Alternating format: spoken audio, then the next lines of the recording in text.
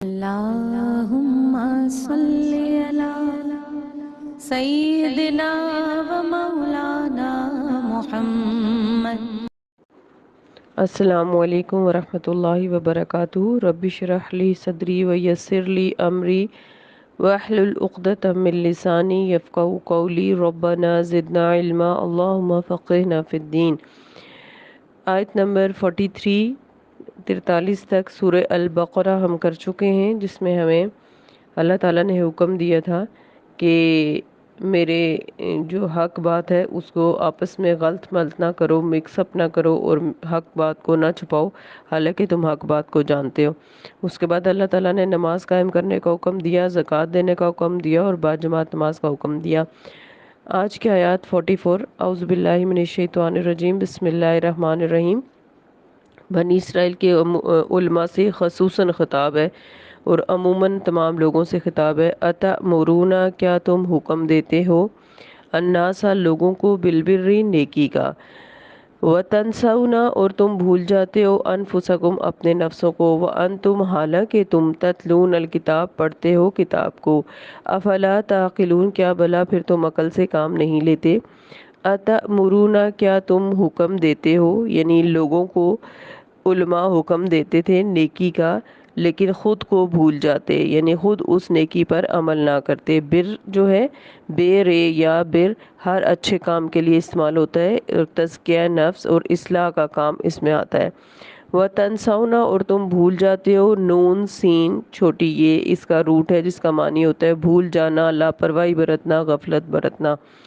تو دوسروں کو نیکی کا حکم دینا لیکن اپنے آپ کو اس حکم سے بالکل عاری سمجھنا، خود نہ نماز پڑھنا، نہ روزہ رکھنا، نہ صدقہ کرنا، نہ کوئی نیکی کا کام کرنا، لیکن لوگوں کو نیکیوں کا حکم دینا۔ یہ علماء بنی اسرائیل کی عام عادات میں سے تھا کہ وہ دوسروں کو ہمیشہ صدقہ کرنے کے لیے کہتے لیکن خود صدقہ نہیں کیا کرتے تھے، اور جو صدقے ان کو لوگ لا کے دیتے تھے وہ بھی آگے غریبوں تک نہیں پہنچاتے تھے۔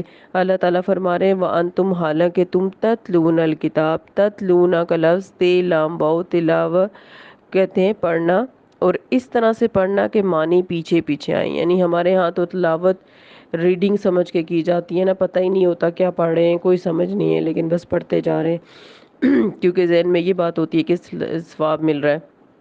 ثواب تو بے شک ملے گا انشاءاللہ تعالیٰ، لیکن تلاوت کہتے ہیں اس طرح سے پڑھنا کہ معنی پیچھے پیچھے آئیں، یعنی معنی بھی ساتھ میں سمجھ آ رہے ہوں۔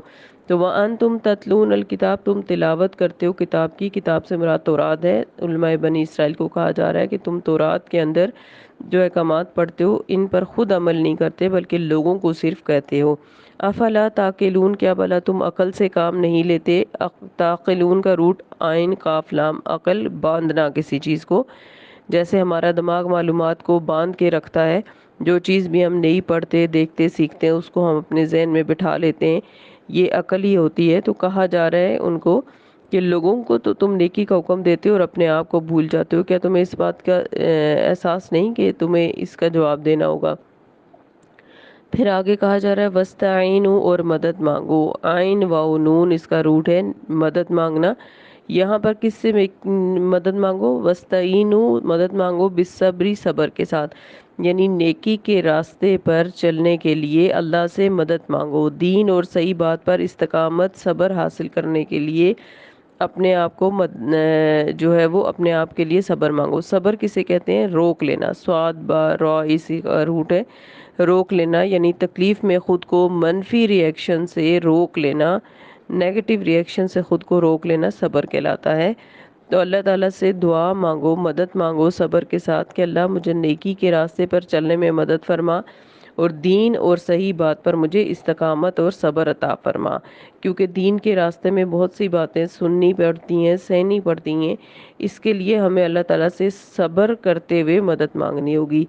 تو وَاسْتَعِینُوا بِالصَّبْرِ مدد مانگو اللہ کے ساتھ، اور دوسری چیز وَالصَّلَاةِ اور نماز کے ساتھ، یعنی غم کے موقع پر نماز سے مدد لو۔ نماز حاجات رسول اللہ صلی اللہ علیہ وسلم کا پسندیدہ عمل تھا۔ عام طور پر ہم لوگوں کو جب کوئی پریشانی ہلکی پھلکی بیماری ہوتی ہے تو ہم سب سے پہلے سوچتے ہیں کہ اس وقت نماز نہیں پڑھی جائے گی، بعد میں پڑھ لیں گے، لیکن آپ صلی اللہ علیہ وسلم کو جیسے ہی کوئی دکھ تکلیف یا جسمانی تکلیف ہوتی تو آپ فوراً نماز کی طرف لپکتے تھے اور نماز پڑھتے تھے۔ اگر उस फ़र्ज़ नमाज का वक्त नहीं है तो भी नफल नमाज पढ़ते थे, इसलिए नफल नमाज को हमें अपनी आदत बनाना चाहिए। और यहाँ सब्र की भी बात हुई है, तो आप सल्लल्लाहु अलैहि वसल्लम ने किसी बंदे को सब्र से बढ़कर कोई नेमत नहीं, आप सल्लल्लाहु अलैहि वसल्लम ने फरमाया कि अल्लाह ताला ने बंदे को सब्र से बढ़कर कोई नेमत नहीं दी, ये हदीस का मफ़हूम है। और एक और जगह कुरान पाक में आता है कि सब्र जो है वो हर कोई नहीं कर सकता, बल्कि बड़े उलुल अज़्म लोग जो होते हैं वही सब्र कर सकते हैं। इसलिए दीन के रास्ते में और दुनिया के रास्ते में अल्लाह ताला से सब्र और नमाज के साथ मदद मांगो। व इन्नहा, और बेशक वो यानी नमाज, लकबीरतुन, अलबत्ता बड़ी भारी मुश्किल है, इल्ला सिवाय अलल खाशीन, खुशू करने वालों के, यानी आम लोगों को तो वो नमाज बड़ी मुश्किल और भारी लगती है, लेकिन जो खुशू रखने वाले लोग होते हैं, खाशीन आइन खुशू कहते हैं, यानी अल्लाह ताला का डर, अंदर की ऐसी कैफियत जो खुद ब खुद बाहर चेहरे पे भी नज़र आए। तो इज़्ज़ो इनकिसारी करना, ऐसा डर कि उसका असर हमें हमारे फेस पे फील हो रहा हो, और आजिज़ी और बंदगी जो है वो हमारे चेहरे पे नज़र आए। तो जिन लोगों के दिलों में अल्लाह ताला की खशियत होती है, डर होता है, खुशू होता है, उनके चेहरों पे भी वो नुमायाँ हो जाता है। तो यहाँ इस आयत में कहा जा रहा है, आयत नंबर 45 के अंदर, 45 के अंदर, कि नमाज जो है वो बड़ी भारी और मुश्किल लगती है पढ़ना, लेकिन जो खशियत रखते हैं अल्लाह ताला की, उनको वो नमाज मुश्किल नहीं लगती, बल्कि वो बड़े शौक़ से और बड़ी जो है वो आजिज़ी से अल्लाह के आगे नमाज पढ़ते हैं। आयत नंबर 46, अल्लज़ीना, वो लोग, यज़ुन्नूना, जो ये यकीन रखते हैं। यहाँ पर ज़वाद नून नून इसका रूट है। जन गुमान को कहते हैं, किसी चीज़ को देखे बगैर इसके बारे में राय बना लेना।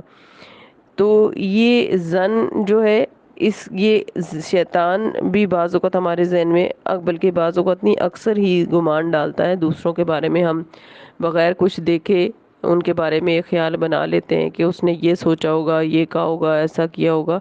तो ये ज़न होता है, ये इसे गुनाह कहा गया और इससे बचने की कोशिश करनी चाहिए। बाला यहाँ पर जो ज़न आया वो यकीन के मानों में आया है कि अल्लज़ीना, वो लोग, यज़ुन्नूना, जो यकीन रखते हैं बग़ैर देखे कि अन्नहुम, बेशक वो, मुलाक़ू, मुलाकात करने वाले हैं, रब्बिहिम, अपने रब से। ठीक है, तो यानी जिनको यकीन है, खाशीन, खुशू रखने वाले जो हैं, वो इस बात का पूरा यकीन रखते हैं कि वो क़यामत के दिन अल्लाह के सामने खड़े होने वाले हैं। नमाज बेसिकली क़यामत के दिन अल्लाह के साथ मुलाकात की एक प्रैक्टिस है। तो जिनको ये पता है कि वो अल्लाह के साथ मिलने वाले हैं, उनको नमाज मुश्किल नहीं लगती। अन्नहुम मुलाक़ू रब्बिहिम, जो ये गुमान रखते हैं, यकीन रखते हैं कि वो अपने रब से मिलने वाले हैं। व अन्नहुम, और बेशक वो, इलैही, उसी की तरफ, राजिऊन, लौटने वाले हैं। तो जिन लोगों को आखिरत का यकीन होता है कि हमने लौट के अल्लाह की तरफ जाना है, अल्लाह के सामने खड़ा होना है, हर चीज़ की जवाबदेही है, ख़ुसूसन नमाज की, उनको नमाज भारी नहीं लगती, मुश्किल नहीं लगती, बल्कि वो बड़े शौक़ और ज़ौक़ से नमाज को पढ़ते हैं। तो आज की ये 3 आयत जो हैं, इसमें हमने सबसे पहली बात अपने लिए क्या सीखी कि जो बात हम दूसरों को नेकी की बताएं, हमें उस पर सबसे पहले खुद अमल करना है, क्योंकि जो बात आप खुद अमल नहीं करते वो आप बेशक दूसरों को बताते रहें, हमारी बात में फिर वो असर नहीं रहता। इसलिए जो भी हम नेकी का काम करते हैं उसी के बारे में दूसरों को बताना चाहिए, और दूसरों को बताने के लिए हमें खुद भी बाअमल होना पड़ेगा। हमारे कौल और फ़िल में तज़ाद नहीं होना चाहिए, जो बात हम बताएं उस पे हम अमल करें। दूसरी बात हमने ये सीखी कि तिलावत ऐसे करनी है किताब की कि हमें समझ भी आ रहा हो कि हम क्या कुरान में तिलावत कर रहे हैं, ताकि हमारे अजर जो है वो दुगना चुगना हो सके और हम उस पर अमल भी कर सकें। तीसरी बात ये कि जब भी कोई मुश्किल या परेशानी आए दीन और दुनिया के मामले में, अल्लाह ताला के साथ सब्र का मामला करते हुए अल्लाह से नमाज के ज़रिए से मदद मांगनी है इंशाअल्लाह ताला। और अगली बात हमने ये सीखी कि नमाज को अपने ऊपर बोझ नहीं समझना, बल्कि बहुत खुशी और खुजू के साथ, शौक़ के साथ नमाज पढ़नी है। और उससे अगली और आखिरी बात हमने ये सीखी कि नमाज जो है वो पढ़ने वाले इस बात का यकीन रखते हैं کہ انہوں نے آخرت میں اپنے رب کے سامنے جواب دہی ہے ان کی، اور وہ اپنے رب سے ملاقات کی ہمیشہ تیاری میں رہتے ہیں۔ اس لیے آخرت کی تیاری کو ذہن میں رکھتے ہوئے اپنی دنیا کی زندگی کو گزارنا ہے انشاءاللہ تعالیٰ۔ اللہ تعالیٰ ہم سب کو بہترین عمل کرنے والا بنائے اور علم اور تقوی عطا فرمائے، آمین۔ سبحانک اللہم و بحمدک، نشہد ان لا الہ الا انت، نستغفرک و نتوب الیک۔ السلام علیکم ورحمۃ اللہ وبرکاتہ۔